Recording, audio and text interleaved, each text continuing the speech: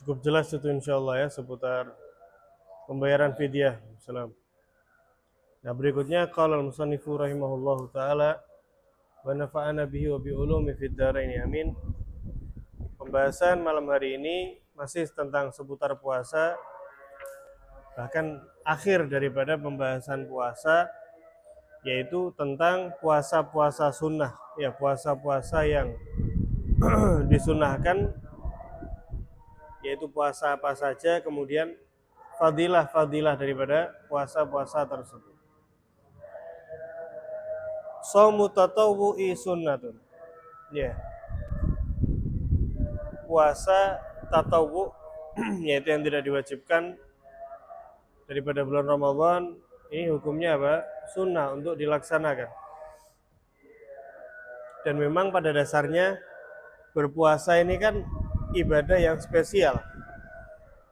Sebagaimana mungkin pernah saya sampaikan sabda Nabi SAW, ya, yaitu berupa hadis qudsi, kullu amal ibni adam lahu illa shaum fa innahu li wa ana ajibi. Ya, Allah Ta'ala menyatakan dalam hadis qudsi, setiap amalan daripada manusia itu akan kembali kepada dirinya, kecuali puasa, karena puasa itu untukku, kata Allah, dan aku sendiri yang akan membalasnya. Ya. Nah, ini menunjukkan betapa besar daripada pahala berpuasa itu. Nah, ini subhanallah, pas kita ngaji nasoeh juga pas berpuasa juga ini. Iya. Nah, kurang lebih juga kita bahas ada di situ betapa agungnya berpuasa. Wahwa salah satu aksam. Dan puasa-puasa yang ditekankan kesunahannya itu ada 3 kelompok. Al-awwal, yang pertama, mayatakarraru bitakarruri sinin, yaitu puasa sunnah yang berulang setahun sekali. Jadi ada puasa itu yang sunahnya setahun sekali. Nah, apa diantaranya? Wa huwa shaumu Arafah. Yang pertama yaitu puasa Arafah. Puasa pada tanggal 9 Zulhijjah.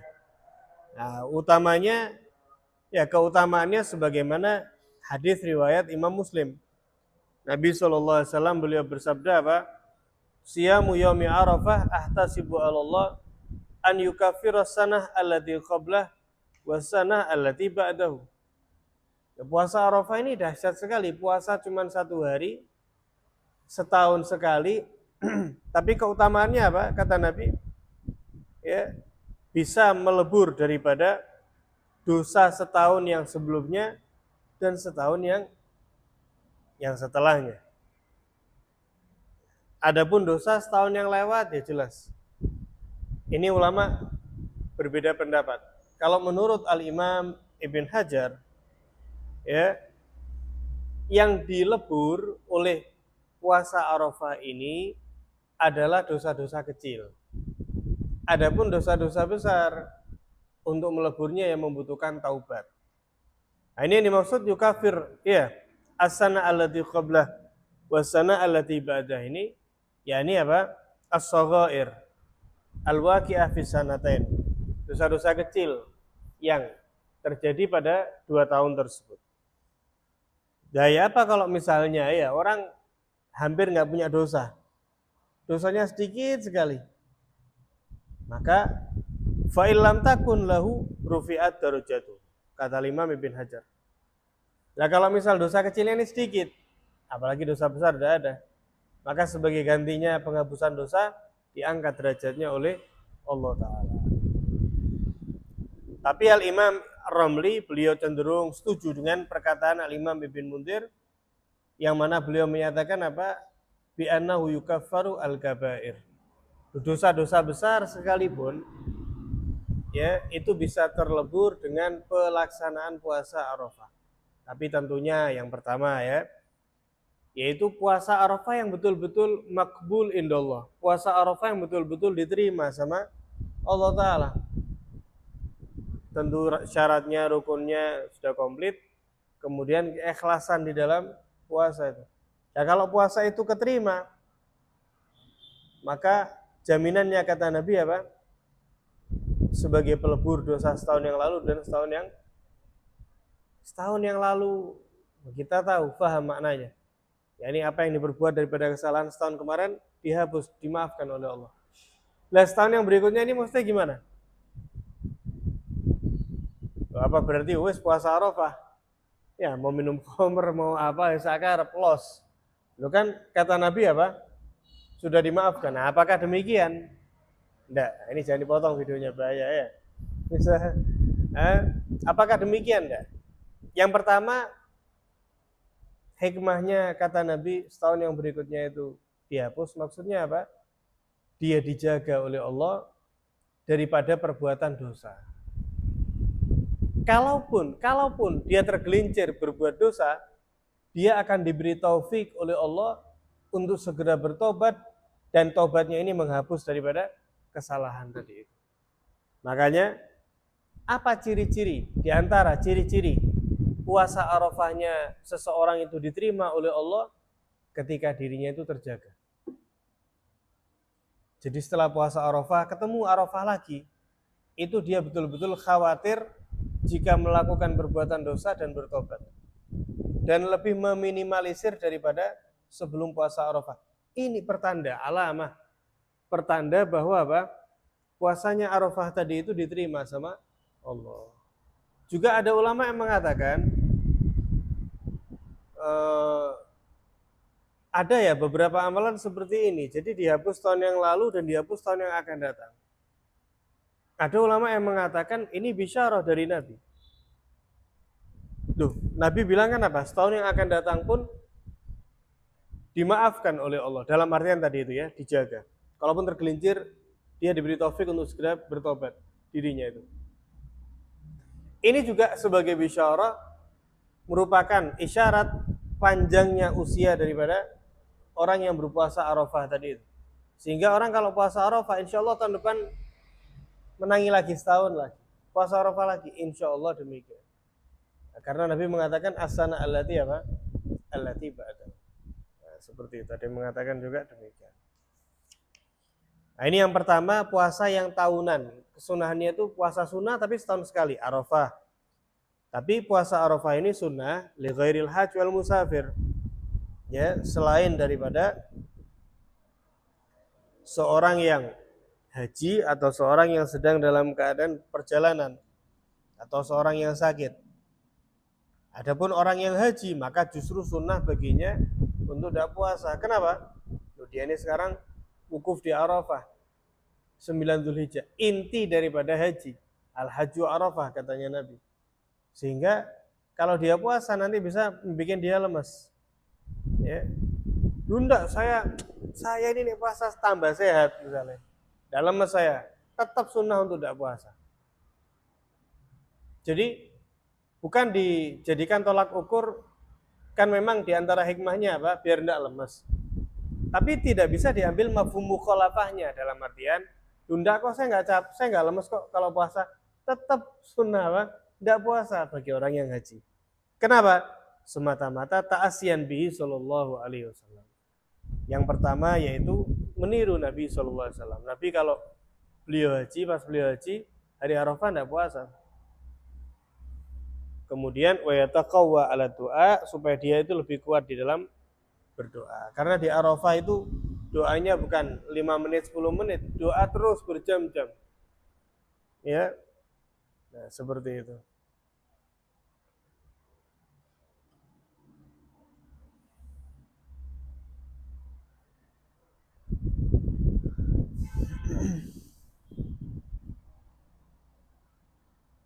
Kemudian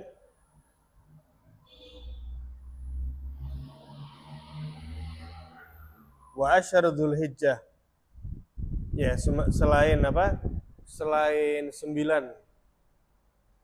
tanggal 9 yaitu hari Arafah 9 Dzulhijjah, disunahkan juga puasa 8 hari sebelumnya.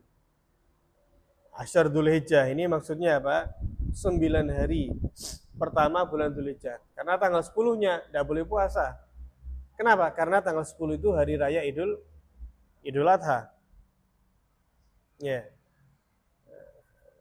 bahkan dalam sebuah hadis itu kan, ya tidaklah Allah lebih cinta, lebih senang amalan yang dipersembahkan oleh hambanya melebihi amalan yang dilaksanakan pada 10 hari pertama di bulan Dzulhijjah. Wa yaum Asyura, begitu juga di antara ya di antara puasa tahunan yang sunnah hukumnya yaitu puasa Asyura. Puasa pada tanggal 10 Muharram. Ya, bulan Muharram. Nabi sallallahu alaihi wasallam bersabda, "Ahtasibu 'alallah." Ya, saya berharap puasa hari Asyura ini an yukaffiras sana allati qablah. Ya, bisa meleburkan dosa setahun yang telah berlalu. Ini sebetulnya privilege ya. Ini sebetulnya keuntungan kita sebagai umatnya Nabi Muhammad SAW. Kita umat yang banyak salah, yang banyak dosa, tapi ada beberapa amalan yang sekaligus bisa melebur daripada dosa-dosa tersebut. Ya, saking betapa sakralnya ya, betapa agungnya puasa hari Asyura ini, mereka para ahlul kitab pun juga berpuasa. Ya, mereka pun juga berpuasa. Nabi SAW beliau bersabda, "Inna hadzal yaum yaum Asyura." Hari ini adalah hari Asyura. Walam yuktab alaikum siyamu, tidak diwajibkan bagi kalian berpuasa. Faman syaa'a falyusum, faman syaa'a falyuftir, kata Nabi. Tapi barang siapa yang mau berpuasa ya berpuasalah. Tapi yang tidak mau puasa ya tidak apa-apa, tidak wajib. Ya, ketika orang Yahudi berpuasa di hari Asyura, kemudian ditanya, "Kenapa kalian berpuasa?" Mereka menyatakan, "Hadza yaum najjallahu fihi Musa." 10 Muharram ini kami berpuasa. Kenapa? Karena pada tanggal 10 Muharram inilah dahulu Nabi Musa itu diselamatkan sama Allah Ta'ala. Maka kami puasa 10 Asyura ini semata-mata syukur, terima kasih kepada Allah atas keselamatan Nabi Musa. Maka kata Nabi, "Nahnu ahaqqu bi Musa minhum." Kami lebih berhak untuk bersyukur kepada Allah akan keselamatan Nabi Musa daripada kalian. Nah, sehingga disyariatkan puasa di hari Asyura. Banyak sekali kejadian-kejadian dahsyat yang menimpa para nabi itu pada hari pada hari Asyura. Sehingga hari yang agung. Kata Imam Al-Ghazali, ciri-ciri ini sebagai tolak ukur kita ya. Ciri-ciri orang itu min ahlil khair. Orang itu tanda-tanda dia itu orang yang baik. Di antaranya yaitu ketika Allah Ta'ala menyibukkan dirinya dengan kebaikan di waktu yang istimewa. Misalnya ketika bulan Ramadan, kok dia ini fokus ngejar anugerah, fadilah. Ini tanda-tanda min ahlil khair. Tapi kalau Ramadan berjalan begitu saja. Atau jangan-jangan sih Hamin berapa ini 29 baru hari puasa ya. Begitu juga misalnya hari Asyura. Sebagian orang ya 10 Muharram ini ya sekali biasa, santai. Ya biasa 10 Muharram, ya sekali hari biasa aja. Nah, tapi ada beberapa orang yang memahami keagungan daripada Asyura, kesakralan daripada Asyura, sehingga memanfaatkannya dengan melaksanakan puasa pada hari Asyura. Ini merupakan alamah, merupakan tanda kata Imam Al-Ghazali dirinya termasuk min ahlil khair. Nah, sehingga itu menjadi tolak ukur kita. Kemana kita di waktu-waktu yang diistimewakan oleh Allah? Apakah kita termasuk kelompok yang semangat memakmurkan, atau jangan-jangan waktu tersebut berlalu begitu saja? Nah, gitu ya. Wa Tasu'a, selain Asyura, sehari sebelumnya pun 9 Muharram pun juga disunahkan berpuasa. Kata Nabi SAW, beliau bersabda, "La'in baqitu ilal qabil la sumanatasi." Jadi sebelum Muharram kan ditanya tadi itu ya, orang-orang Yahudi, jawabannya demikian. Ya, Nabi sama para sahabat pun berpuasa. Kemudian Nabi bilang, "Kalau saya masih hidup tahun depan, Asyura tahun depan itu saya masih ikut, masih hidup, masih ada. maka tanggal 9-nya saya bakal berpuasa. Kenapa seperti itu? Yang pertama, untuk ihtiyat, untuk berhati-hati. Ya, karena kadang ada kekeliruan dalam perhitungan kalender, ya, ternyata Asyuranya itu ya tanggal 9 itu misalnya, maka dia tetap dapat. Yang kedua, supaya menyalahi daripada orang-orang Yahudi. Nah, Nabi itu kurang senang kalau sama persis dengan ibadah orang Yahudi, itu Nabi kurang suka. Nah, sebagai bentuk pembeda yaitu apa? Puasanya bukan hanya Asyura saja, tapi sehari sebelumnya pun juga berpuasa. Bahkan wal hadi asyar minhu, bukan cuma 10-nya, bukan cuma sebelumnya yaitu 9, tapi 11-nya pun besok daripada hari Asyura juga disunahkan.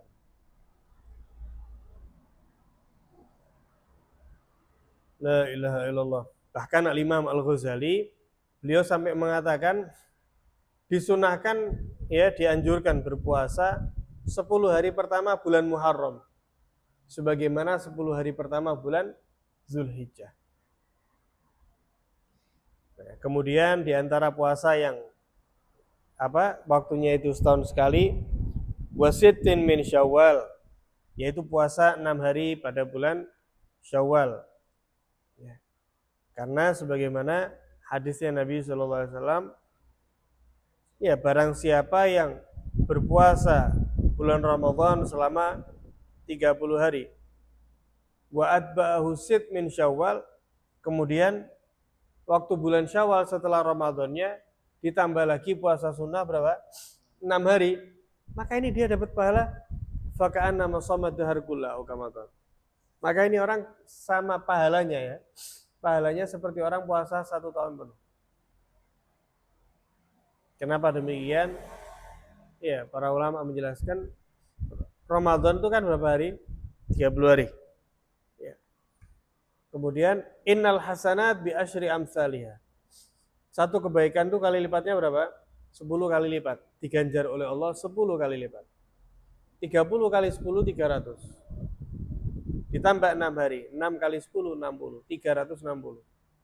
Ya, 360 sehingga dia kayak puasa tadi itu 1 tahun penuh.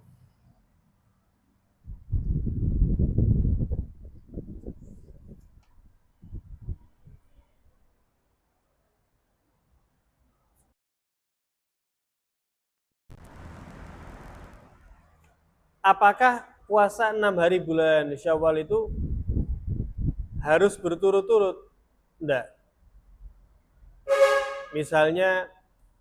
Misalnya bulan Syawalnya itu diikutkan Senin Kamis. Ya, jadi kalau 1 Syawalnya pas hari Lebaran kan enggak boleh berpuasa. Nah, setelah itu Senin Kamis sebanyak berapa? 6 kali dapat, ya. Akan tetapi wasunnah tawaliha, disunahkan apa? Berturut-turut. Jadi 1, 2, 3, 4, 5, 6. Ya. Wattisaluha bil id. Dan langsung lebih sunnah lagi apa? Menyambung puasa 6 hari Syawal ini dengan apa? Dengan id. Maksudnya apa? Puasa 30 hari Ramadan, 1 Syawal Lebaran, 2 Syawal puasa lagi. Sampai tanggal 7, tanggal 8 selesai. Supaya menyegerakan ibadah dikatakan. Seperti apa yang kami lihat ketika belajar ada di Hadramut, ya. Lebih tepatnya Kota Tarim, itu kayak gitu. Orang ini saking yang banyak ini sekarang apa? Dengar berita-berita di luar sana yang tidak jelas. Ya, tentang Yaman, tentang Hadramut, tentang Tarim, khurafat dan lain sebagainya. Padahal seandainya orang ke sana sekali aja, ya, dia akan tahu. Tapi yang lebih keras lagi hatinya, ya, pernah ke sana tambah apa? Tambah ngilono sana. Ini wallahu a'lam, mudah-mudahan husnul khotimah semuanya, ya. Di Tarim itu hadirin, setelah puasa 30 Ramadan. Puasa 30 Ramadan ini selama 30 hari, itu malam kayak siang, pagi sampai siang kayak malam. Jadi betul-betul kebalik. Jadi subuh sampai isya gitu ya masih ada kehidupan lah. Setelah itu jam 8 gitu sampai kira-kira jam 2 setengah 3. Sampai jam 3 lah. Sepi itu. Jadi orang naik sepeda motor misalnya jalan Ramadan ya jam 9. Itu kayak jalan malam hari. Kosong. Sore nanti baru orang buka, Pak. Toko-toko tidak ada yang buka. Tidak ada yang buka. Iya, toko-toko tidak ada yang buka. Jarang sekali. Kayak tengah malam. Dan nanti setelah asar baru buka. Sampai jam berapa? Sampai jam 12 malam, jam 1 malam. Toko-toko itu. Toko-toko yang biasa hari-hari jam 9, jam 8 malam itu tutup, ada di sana. Kalau Ramadan enggak? Sore sampai jam, ya rame. Jalan di sana jam 11 malam itu kayak jam 8 malam. Kalau Ramadan ya. Kalau Ramadan. Seperti itu, masjidnya makmur. Ya, jalanan rame, toko-toko ya rame juga. Ya, toko-toko ya rame juga. Jadi betul-betul apa? Betul-betul memaksimalkan bulan Ramadan. Nah, kehidupan seperti itu sampai kapan? 30 selesai sampai 1 Syawal. 1 Syawal ini apa? Ya, sholat Id. Kemudian masing-masing daripada penduduk hari raya dengan keluarga kecil mereka masing-masing. Belum hari raya besar. Kok di kita ini kan apa? Wah, Lebaran bisa sampai 3 hari berturut-turut ya kan? Hari pertama, kedua, ketiga. Hari pertama itu udah gebiar sekali kan? Kalau di sana enggak. Ya hari pertama itu ya gebiar dalam artian ya menggunakan pakaian terbaik, kemudian bersilaturahim ya, kemudian sholat Id dan lain sebagainya. Silaturahim tapi yang lingkup kecil aja. Tanggal 2 Syawal sampai 8 ini seolah-olah kita flashback masuk ke Ramadan lagi. Sama persis dengan bulan Ramadan, sama persis. Sama persis. Bahkan mau nyari warung di apa? Tanggal 2 Mei, tanggal 8 ini yang buka gitu ya, jarang. Sampai-sampai sarapan di tanggal-tanggal itu kayak dosa rasanya. Kenapa? Soalnya rata-rata orang di situ puasa. Ini nggak nunggu ulamanya ya, nggak nunggu ustadznya ya, orang-orang masyarakat awam. Karena emang seperti itu. Lah nanti ketika berapa? Ya tanggal 2 sampai tanggal 7, tanggal 8. Wah, itu gebiar sekali. Selama 3 atau 4 hari bahkan berturut-turut, yaitu apa saling mengunjungi ke tokoh-tokoh atau apa yang disebut dengan uwat. Uwat itu dari kata-kata ada yaudu, audan artinya apa? Kembali. Ada yang mengatakan karena barang siapa yang berhasil mendapatkan anugerah di bulan Ramadan ini, maka keluar Ramadan dia kembali lagi suci sebagaimana bayi yang baru dilahirkan. Ada yang bilang uwat ini kembali, maksudnya kembali apa? Selama 30 hari Ramadan mereka hampir tidak bertegur sapa. Ya, maka tanggal 8 ini mereka kembali lagi apa? Bersilaturahim, duduk yang enak. Lah apakah Ramadan enggak saling sapa ya? Sepeda motor enggak apa? Sisipan enggak saling bersapa? Enggak. Ya saling menyapa. Ya saling ngobrol tapi sekedar. Gimana? Bisa. Jadi enggak yang pas apa? Nongkrong gitu enggak. Mereka ngeman dengan waktunya. Lah, setelah 6 Syawal tadi itu puasa, baru mereka duduk lagi, asik lagi bareng lagi. Berkunjung ke toko, tapi yang sekali geruduk jalan tuh ratusan orang. Ke rumahnya Syekh Fulan, ke rumahnya Syekh Fulan. Masuk, ya, baca qasidah 1, 2, 3, dibagikan makanan, minuman, jalan lagi 2-3 hari. Jadi betul-betul yang gebiar demikian. Nah, dijadikan seperti itu. Jadi Sit min Syawal ini betul-betul dari tanggal 2, 3, 4, 5, 6, 7. La ilaha illallah. Itu yang pertama di antara ya, ini di antara puasa-puasa sunnah yang berulang setahun sekali. Yang kedua, wa ma yatakarrar bitakarruri syuhur, yaitu puasa-puasa sunnah yang berulang itu sebulan sekali. Wa ya ayyamul bid. Yang pertama ada ayyamul bid, hari-hari putih. Tanggal berapa? Wa ya salis asyar, rabi asyar, khamis asyar min kulli syahr. Tanggal 13, 14, 15 di setiap bulan. Kenapa dinamakan ayyamul bid? Ya, hari-hari putih, karena pada 3 tanggal tersebut bulan itu lagi apa? Bulan purnama. Terang beneran. 13, 14, 15. Ya.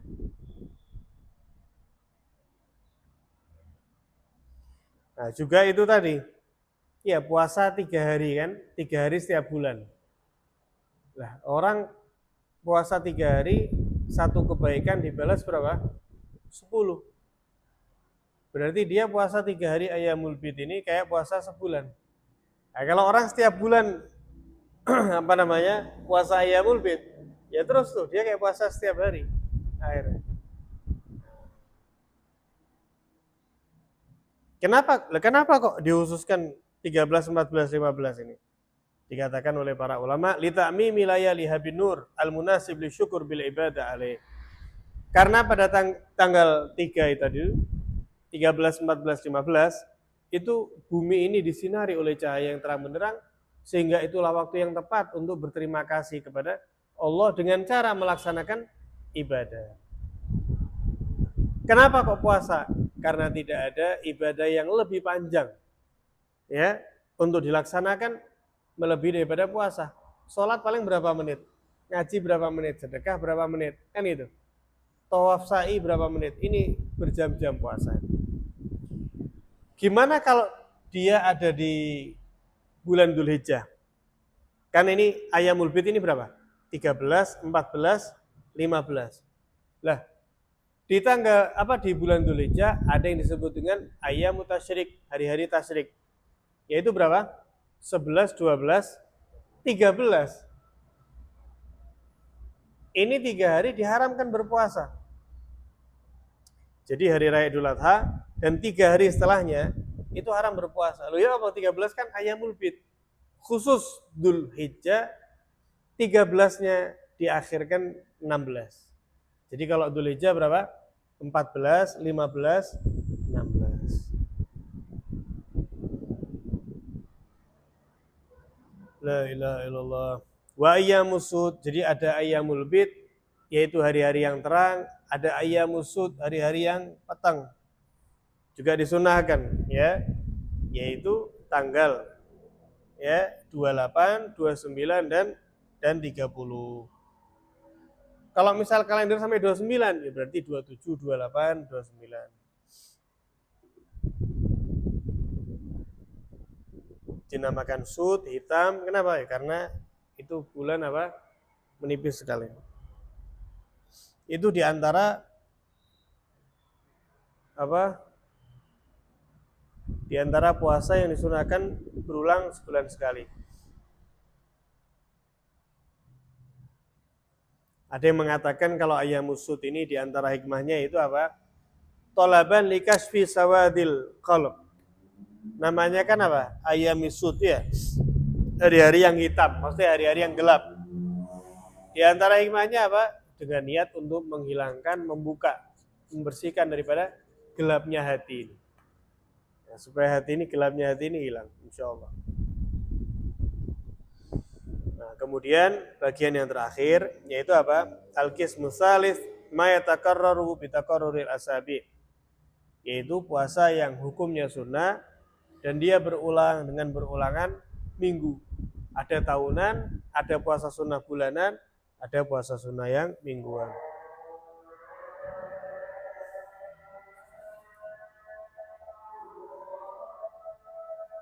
Perkenalkan.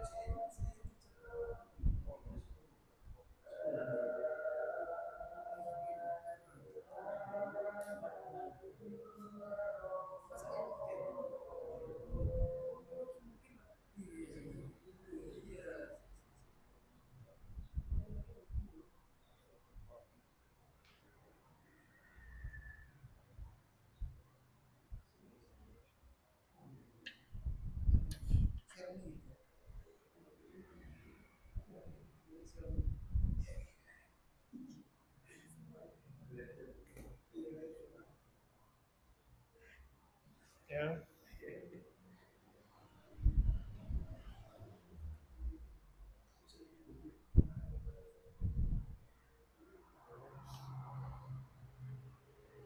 Kayaknya sampai sini dulu ya, Fik ya. Kita lanjutkan insyaallah pertemuan yang akan datang.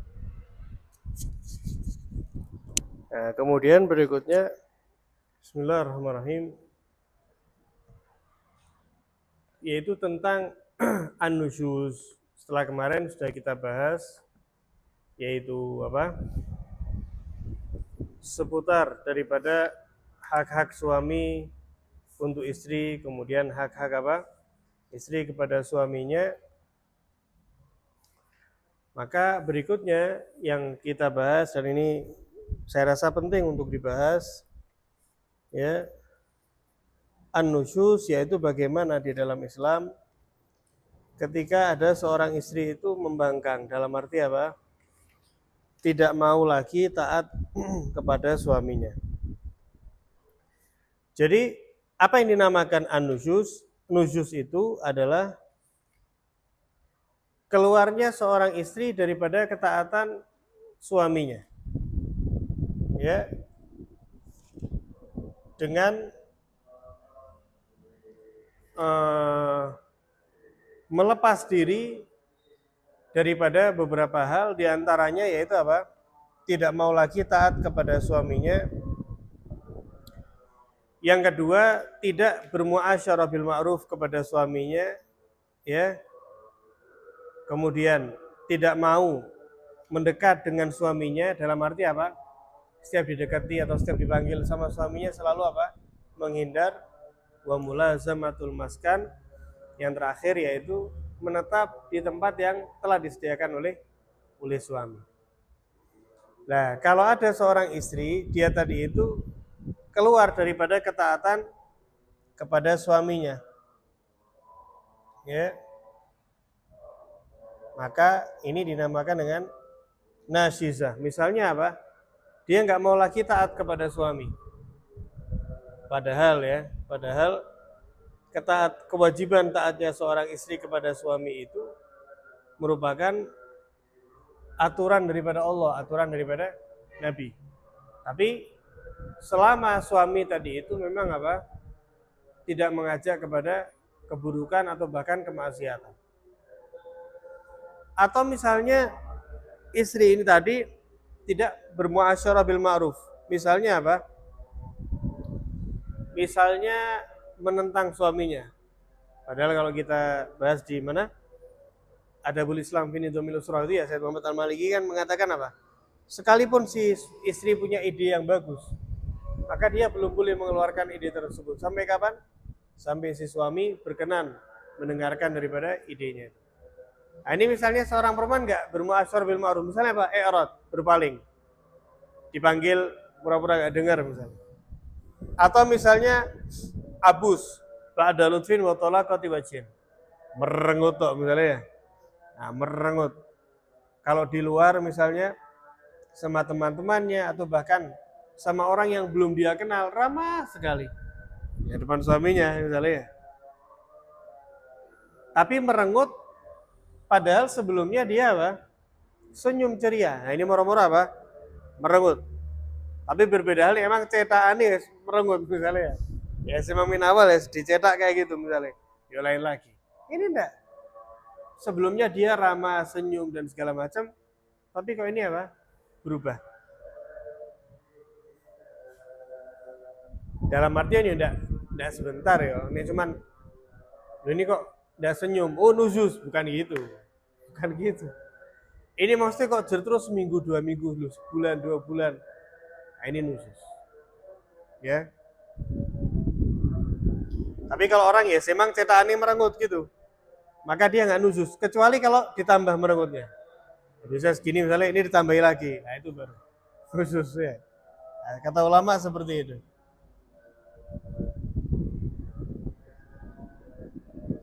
Kemudian, apakah mencaci makinya istri kepada suami itu dianggap nujus? Enggak. Misal ada istri ngatain suaminya, kalau dari segi akhlak, ya memang kurang ajar, ya memang nggak pantas. Tapi apakah menyebabkan nujus? Enggak. Melainkan seorang suami ya harus apa? Memberikan pendidikan kepada istrinya. Agak ditutup ya, pokoknya kok banyak truk ya. La ilaha illallah. Kemudian seperti yang tadi saya bilang, misalnya apa? Misalnya si istri ini dipanggil, ya diajak mendekat sama suaminya, dia selalu menolak. Maka itu termasuk nuzuz, kecuali kalau memang istrinya itu punya udzur. Kenapa?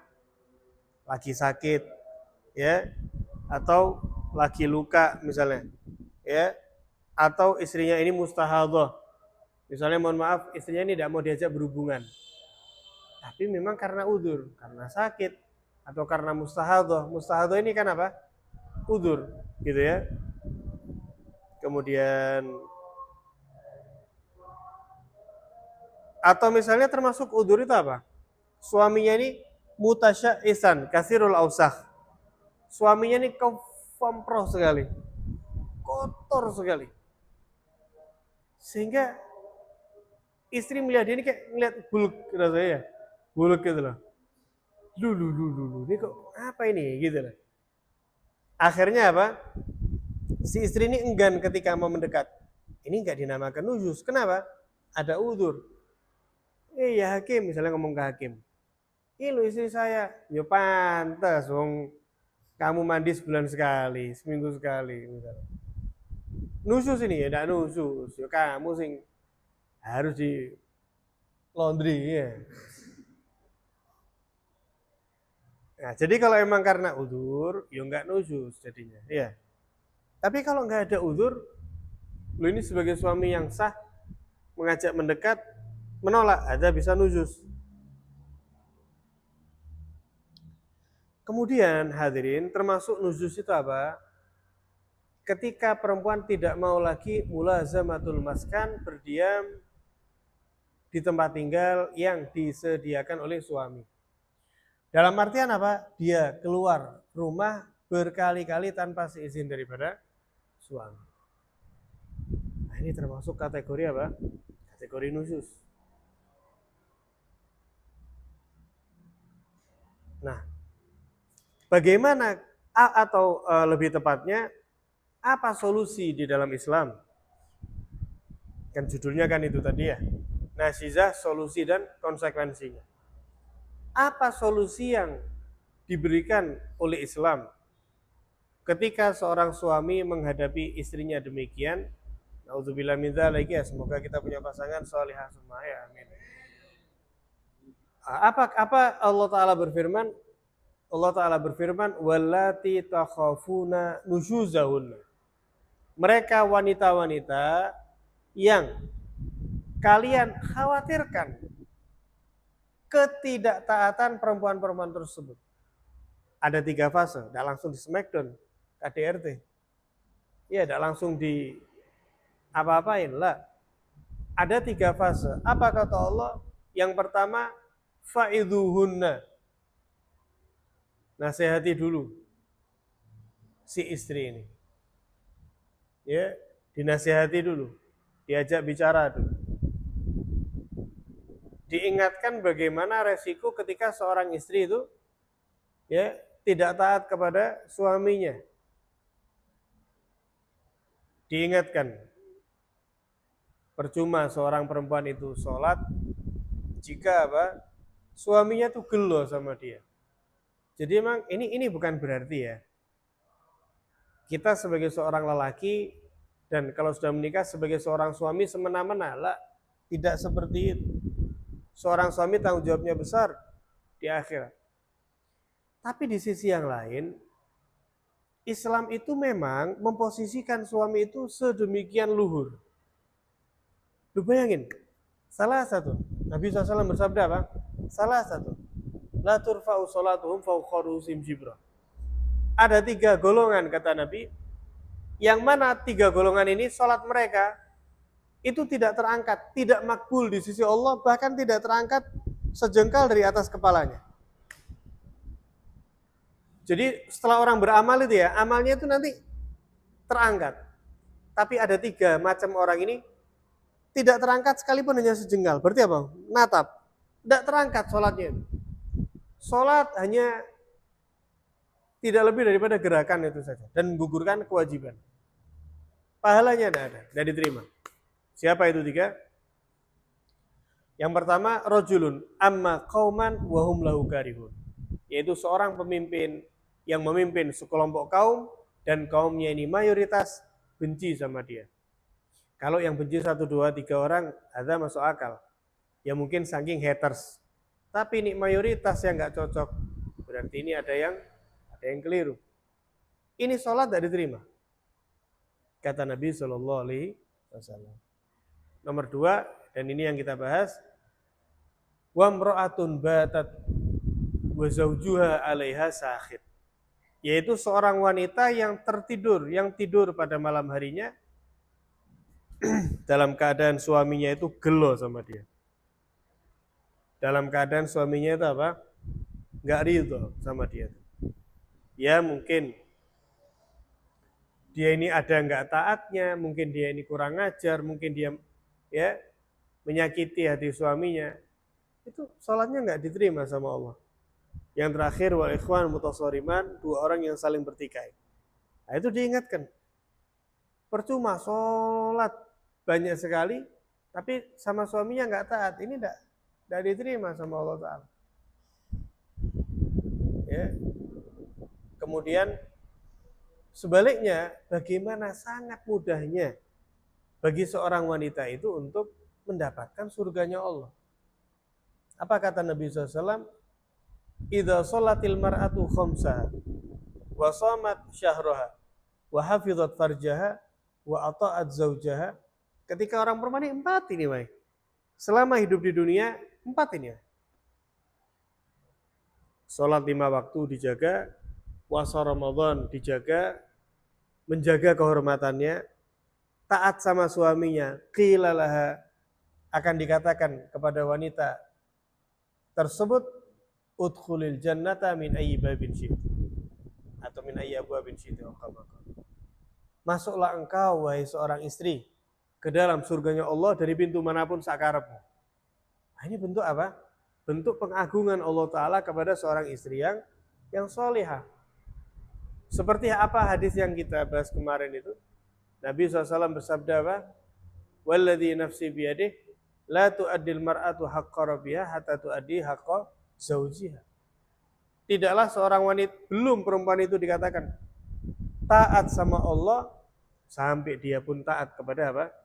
Suaminya. Orang sebaik apapun perempuan, jika dia tidak taat sama suami, tidak ada artinya. Lah, makanya fase ya, beberapa fase. Fase yang pertama ketika ada amarah, ketika ada tanda-tanda apa? Alamah an-nujuz faiduhunna, kata Allah Ta'ala. Nasihati dulu. Tidak usah dia apa-apain, nasihati. Dikasih mauidhah hasanah ya, masyarul muslimin ya. Kalau saya tetap misalnya wahjuruhunna fil madhaji. Hati-hati dalam kalimat ini harus difahami secara detail. Wahjuruhunna fil madhaji. Wahjuruhunna ini apa ya, bahasa Jawanya yang enak itu, tapi ini terlalu apa? Hah? Dipisui? Bukan ngawurnya. Dipisui. Wahjuruhunna ini, tapi ini terlalu kasar ya. Jodak. Jodak apa? Tahu apa? Bahasa Indonesia apa jodak?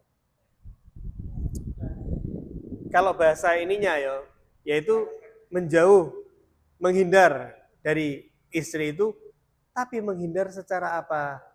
Fil madhaji, apa? Enggak, lebih kepada menghindar sih. Menghindar daripada istri di mana?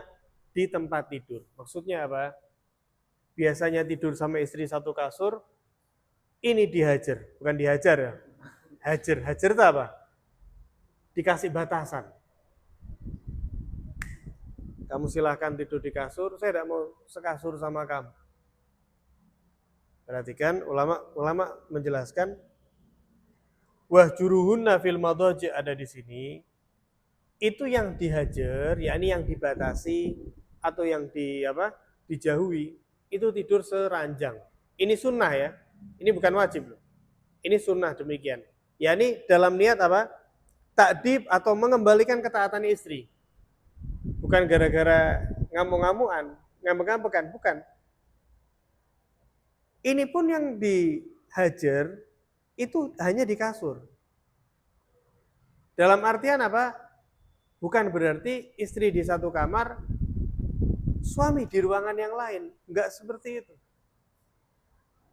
Lebih-lebih istri di satu rumah, suami minggat di rumah yang lain. Bukan seperti itu. Loh, Allah Ta'ala kan menyatakan wahjuruhunna fil madhaji, ya tak minggat saya. Bukan seperti itu. Bukan seperti itu. Wahjuruhunna fil madhaji, hajar mereka, yakni apa?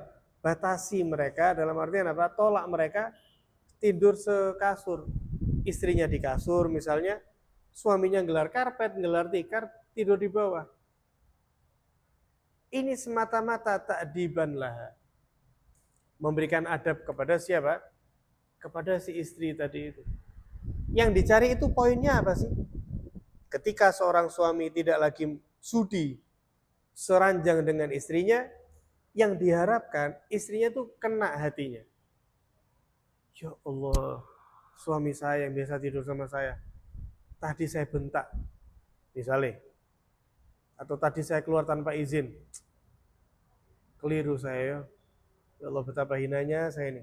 Saya takut jangan-jangan ketika saya tidur meninggal, su'ul khotimah, dilaknat. Itu termasuk hadis apa? Ketika seorang suami memanggil istrinya, ya, kemudian istrinya tidak mau mendatangi suaminya, dalam artian ya suami istri tadi itu, maka istri tersebut dilaknat oleh Allah, dilaknat sama malaikat juga. Sampai kapan? Dari malam sampai pagi. Apa kiranya kalau tengah malam itu meninggal dalam keadaan dilaknat oleh Allah Ta'ala? Nah ini. Jadi yang diharapkan itu gitu. Wahjuruhunna fil madhaji, tidak tidur apa? Sekasur. Supaya perempuan ini kerasa gitu loh. Enggak, bukan suaminya biasa aja. Oh, keluar rumah tanpa izin sudah apa-apa wis, biar wis. Enggak seperti itu. Sunnahnya apa? Wahjuruhunna. Itu yang pertama. Jadi adapun soal lokasi itu apa? Wahjuruhunna fil madhaji. Hanya enggak seranjang, sekamar, ya tetap sekamar. Tetap sekamar. Yang kedua, hajar di sini yaitu bil fi'il. Dengan perbuatan tadi itu enggak seranjang, walaisal hajru bil kalam. Bukan menghajar, bukan apa? Membatasi istri tadi itu dengan dijotak, tidak mau dijak omong. Karena itu bukan adab di dalam Islam. Apalagi sebagai seorang lelaki, sini. Ya yang namanya perempuan ini di mana-mana ya sama seperti itu. Ya mood swing, ya moodnya tadi ini berubah-ubah. Kemudian apa? Tahu mood swing? Ya moodnya berubah-berubah. Kemudian yang kedua mungkin dia ngambek, dia tidak mau nyapa suaminya, tidak mau ngejak omong suaminya. Ini istrinya ngambek, tidak mau ngejak omong, suaminya juga ngambek nisan. Yo bar, wallahu a'lam bishawab. Ya, tidak bisa seperti itu.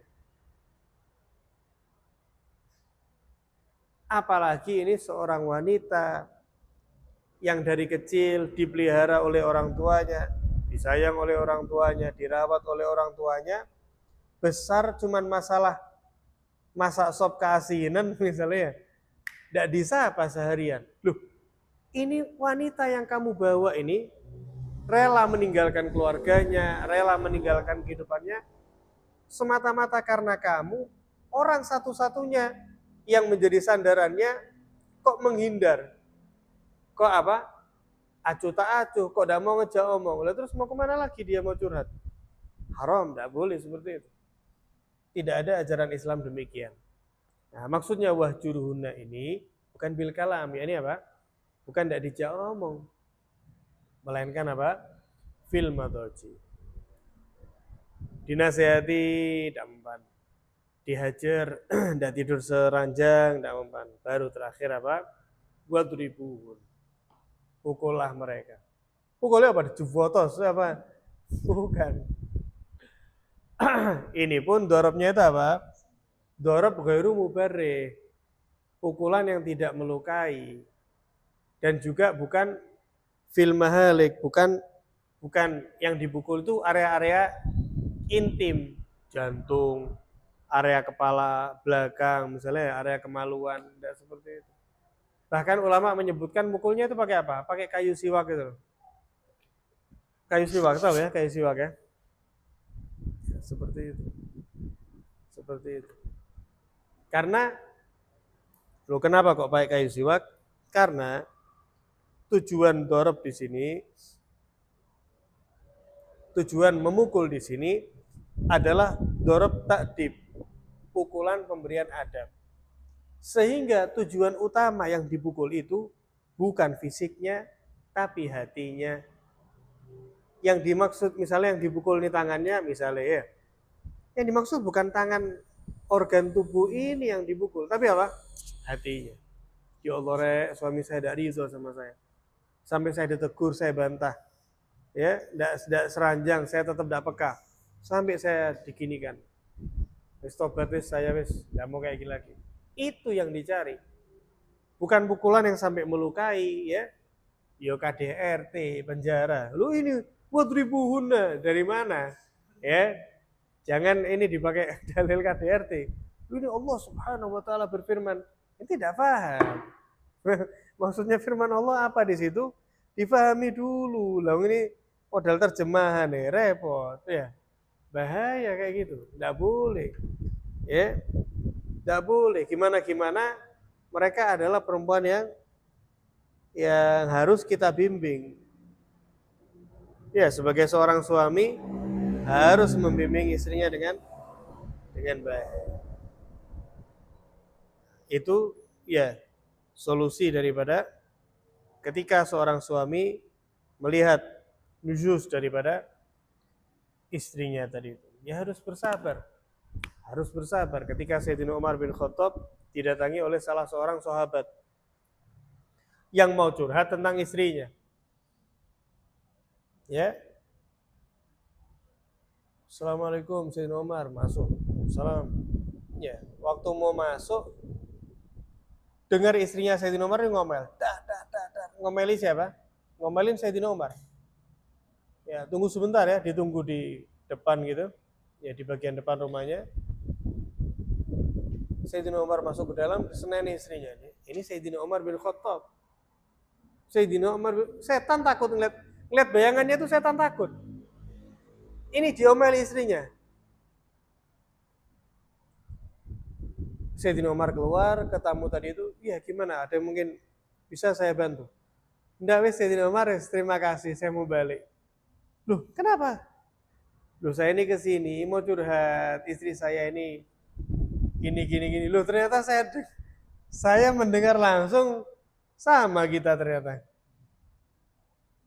Kata Sayyidina Umar, tahukah kamu kenapa saya diam? Kenapa saya tidak marah? Karena ya, dia adalah seorang perempuan yang selama ini mau mendampingi saya. Seorang perempuan yang ketika saya keluar rumah dia menjaga kehormatannya. Seorang wanita yang rela capek, rela kotor untuk membesarkan, mendidik, menjaga anak-anak saya. Ya, mengurusi saya setiap harinya. Masa cuman gara-gara hal sepele saya diomelin kemudian saya ikut emosi juga. Nggak sepatutnya demikian. Akhirnya orang ini belum tanya, dengar langsung, tapi pulang dengan membawa apa? Membawa jawaban. Ya, membawa jawaban. Tapi hanya saja yang dimaksud ada di sini, ya harus sabar. Kan kita sudah bahas ya di pembahasan-bahasan itu. Ya, tahammul ala adha. Nah, yaitu menerima apa?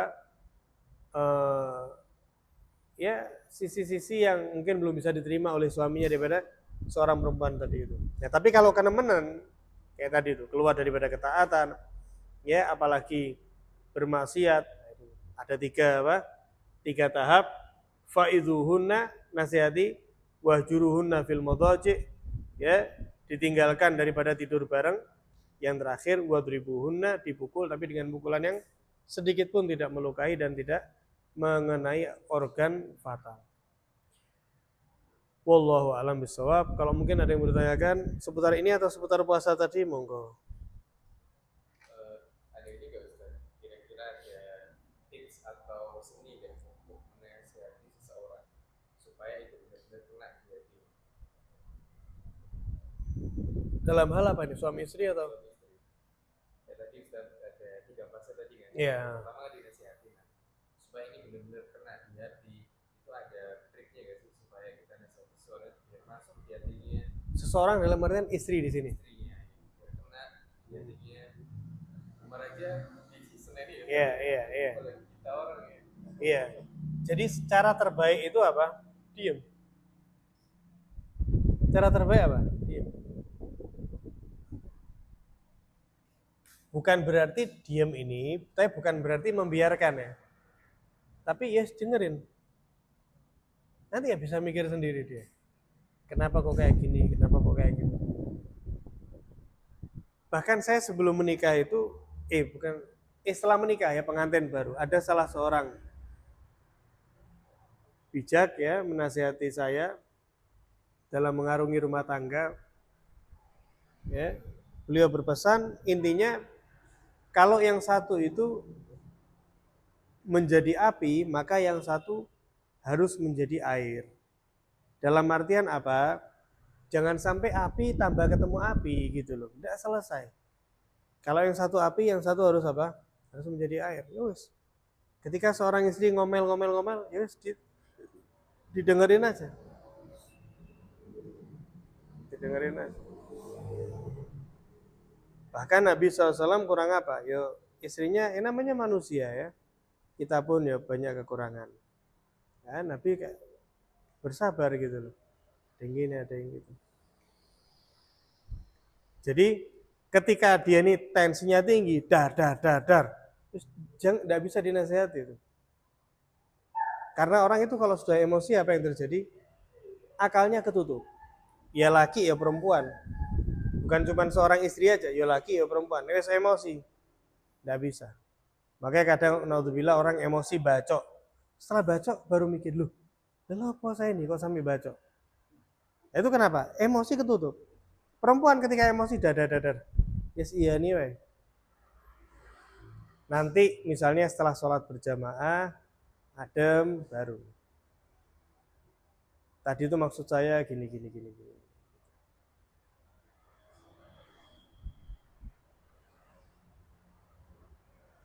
Nek gimananya, ya bismillah. Langsung praktek ya. Nikah dulu ya. Tapi memang seperti itu, memang betul. Jadi jangan pas emosi dibantah. Dan akhirnya tidak bijak sebagai seorang suami itu apa? Nggak bijak gitu loh. Nggak bijak. Terus dengerin weh. Iya.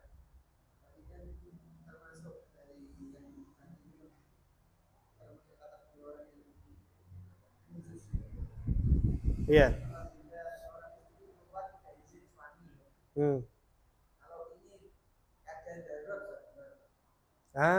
Kecuali betul, pertanyaan bagus kayak gini lah.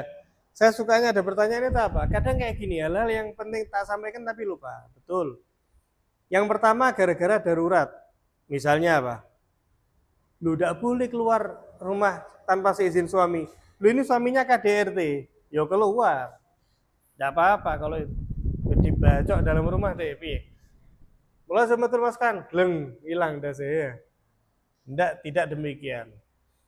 Atau yang kedua, itu yang pertama ya, keluar tanpa seizin suami itu kalau darurat tidak apa-apa.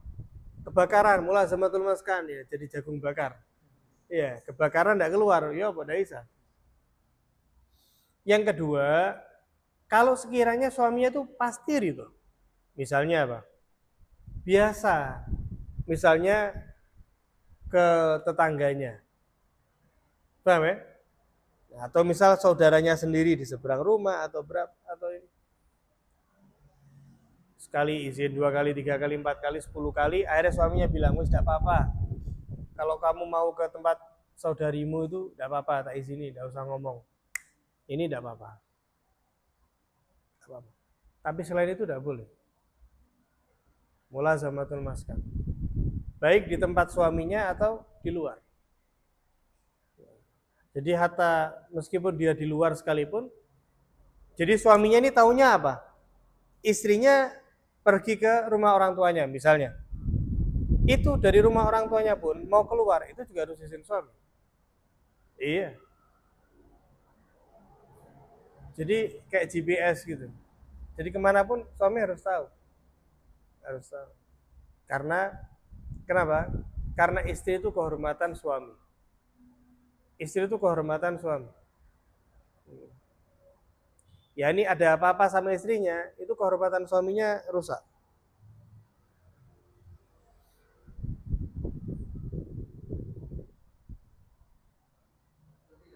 Hmm. Kalau misal dia izin, ini termasuk kategori darurat apa kayak? Ya. Ada keluarganya yang meninggal dunia. Hmm. Terus dia kan gak enak kalau kayak takziah. Keluarganya meninggal dunia. Gak enak nanti kalau dia takziah mau keluarganya sendiri. Tapi dia nggak dapat restu dari si suami. Oh ya ya ya. Tidak boleh. Udah kategori darurat. Tidak kategori. Nek misal bukan keluarga ini ya. Ada. Sebentar. Saya pernah lihat itu.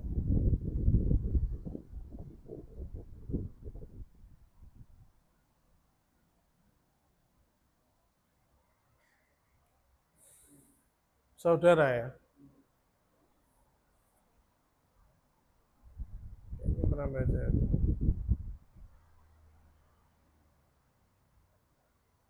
Kalau nggak termasuk darurat sebetulnya nggak boleh.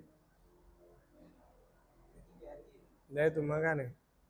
Darurat itu dikatakan apa? Kayak tadi itu. Ya suaminya KDRT dia mau lapor ke hakim. Atau yang kedua suaminya ini tidak kerja, dia mau keluar mau kerja buat cari makan. Atau yang ketiga ketika istrinya ini menghadapi masalah hukum syariat, suaminya tidak belajar. Lah ini pentingnya ikut taklim ya. Suaminya tidak ngerti ditanyai. Terus suaminya juga tidak mendidik dia dengan seorang ustadz, istrinya tadi. Maka istrinya boleh keluar rumah untuk belajar atau untuk minta fatwa tadi itu dari seorang alim, tidak apa-apa.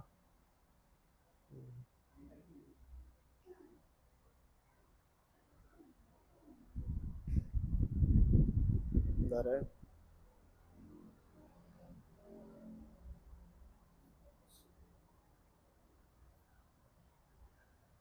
Tapi kalau gini umpama istri keluar itu ya, dia tidak izin.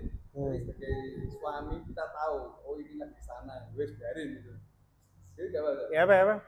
Mama ya, istri keluar nggak tanpa izin ya. Belanja ke Bravo itu. Oh iya. Kita sebagai suami tahu kalau itu ke Bravo gitu. Tapi dia tidak izin, tapi kita tahu. Oh. Boleh nggak? Maksudnya tanpa ngomong gitu loh. Ya. Yang penting suaminya tahu. Gitu saja. Enggak, suaminya tahu dan Ya, mengizinkan. Enggak apa-apa. Jalan kelihatan gitu. Oh itu pernah Bravo kali. Oh, ini kalau dari sisi istri tetap tidak boleh sebetulnya. Jadi istrinya harus ngomong gitu. Iya harusnya. Tidak boleh loh, istri itu tidak boleh. tergantung yang ngomong. Kecuali tadi itu seperti yang tadi Anda bilang, enggak, misalnya suaminya sudah ngomong, Oh kalau ya ya ada apa-apa nih, misal mau ke Bravo, misal mau ke pasar, sudah usah ngomong, wis sudah apa, nah kayak gitu.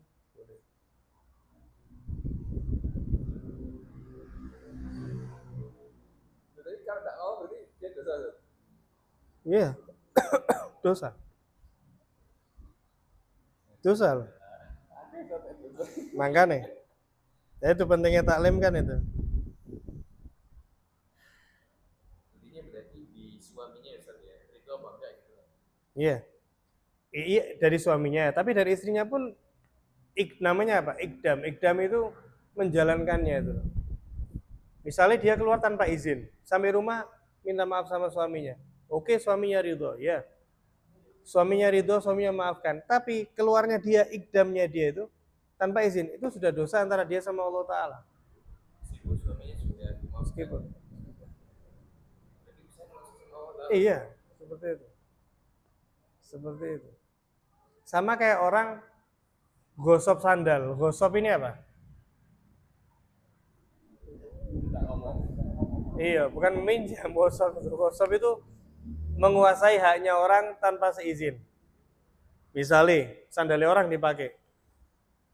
Terus nanti saya tak ngomong, wis selesai pakai tanpa izin itu balik ketemu orangnya.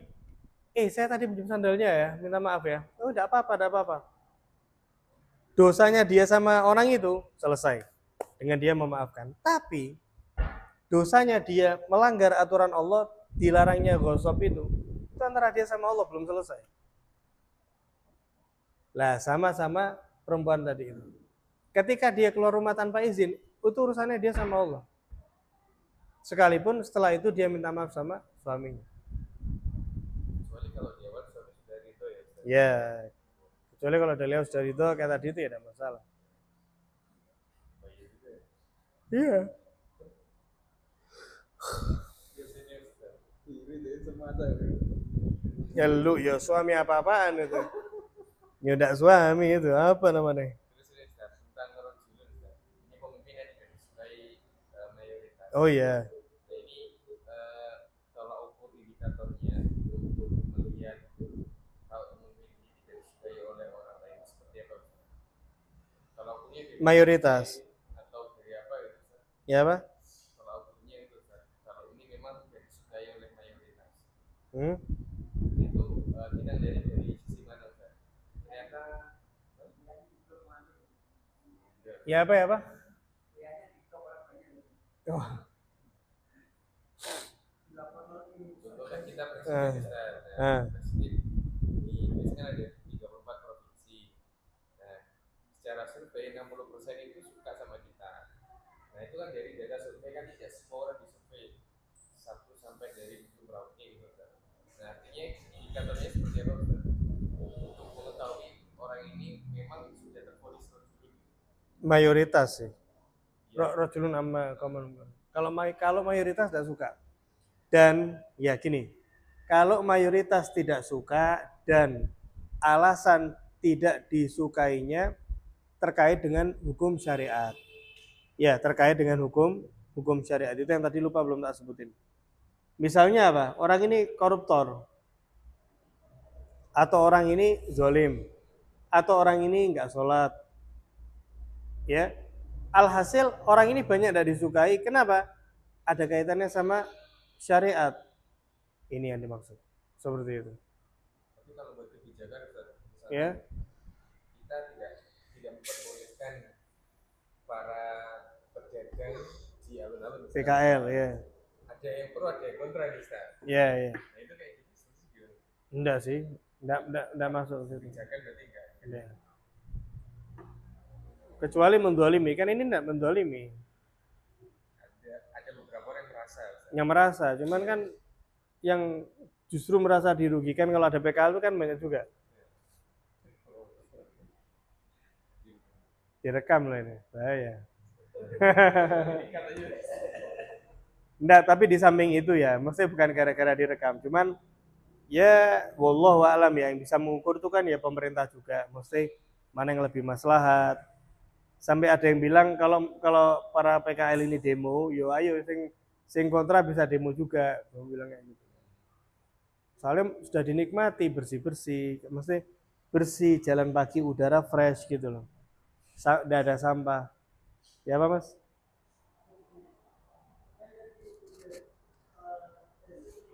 Cik, sebelumnya ngomongnya ada yang takziah tuh nggak boleh. Nah, nah itu makanya dibedakan antara urusan syariat dan urusan akhlak. Kalau segi akhlak, yo belas tidak ada akhlak itu suami. Tapi secara syariat, istri harus patuh sama suami. Makanya kalau cari suami, suami yang genah. Nah, Kalau cari suami yang benar. iya, maksudnya bagi pesan bagi perempuan loh. Oh, Ya maksud, piye tuh? ini tadi tipu istri. Enggak, istri, ya kalau itu kan sering kita bahas. Istri pun kalau mau cari-cari suami dilihat sih, ya apa ini? Agamanya kaku apa enggak? Ya, karena ada kaku misalnya. Ini perempuan dari kecil, dari lahir hidup enak, ini kayak di penjara. Haram, enggak boleh gitu. Karena dia juga punya hak sebagaimana perempuan pada umumnya. Ya Pak, ya Pak. Apa tahun tadi mau nginget ya Pak.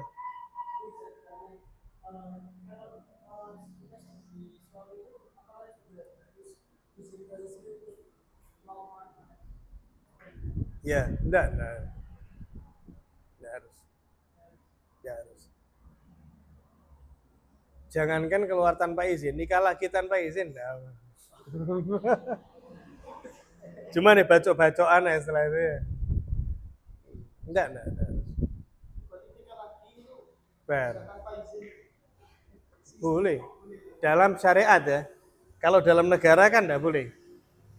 Dalam artian istri pertama harus ikut hadir. Diinterogasi dulu, apa betul kamu sebagai istri pertama? Membolehkan? Iya betul. Apa alasannya?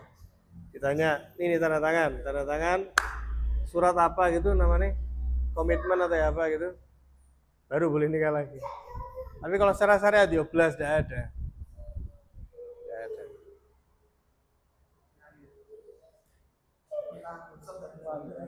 Ya Pak? Tentang gosok kali kan enggak. Gosoknya termasuk menguasai keseluruhan atau menguasai berapa juga. Saya gini Kak. Iya. Berapa persen biasa? Jadi kalau menguasai sepeda kan dia ada 100 momen. Tapi kalau beberapa persen misalnya ada 10 motor parkir kita orang naik ya, Nah, naik termasuk menguasai. Nah, nguasai ini ukurannya apa sih? Sekiranya orang yang punya tidak bisa pakai.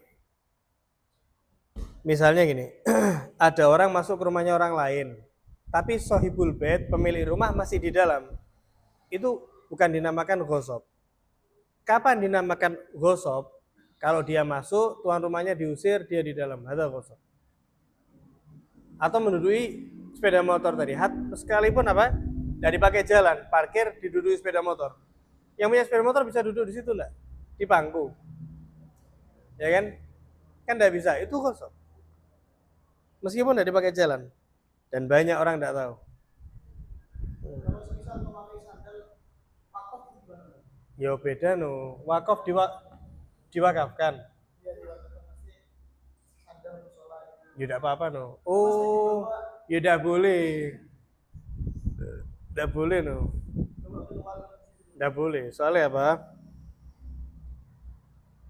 Al-mauquf itu ala syartil waqif. Barang yang diwakafkan itu ya harus persis sebagaimana yang disyaratkan atau yang ditentukan oleh yang mewakafkan. Yang mewakafkan ini maksudnya apa? Jadi dipakai di sekitar area wudhu, area masjid itu aja kan? Sama seperti anu Iya. musola 2 bulan.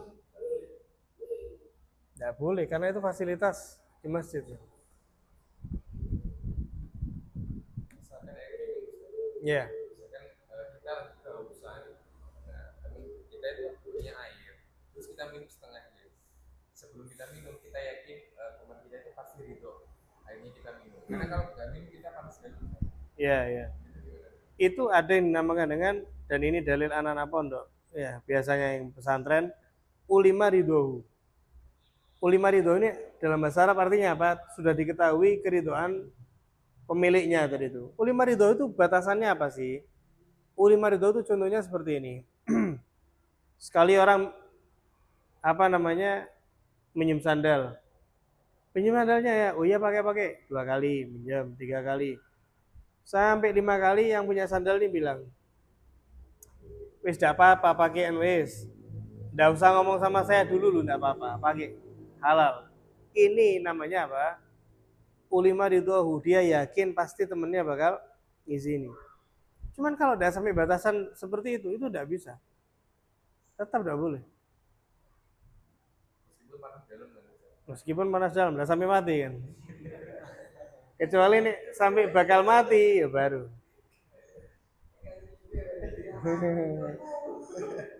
Juragan jamur repot. Kalau punya istri itu, Apa? kalau punya istri statusnya minum M-nya. Yes pasti boleh termasuk istrinya. Itu termasuk apa? Ulima ridhohu kalau itu. Ya apa? Lah, yo apalagi air ya.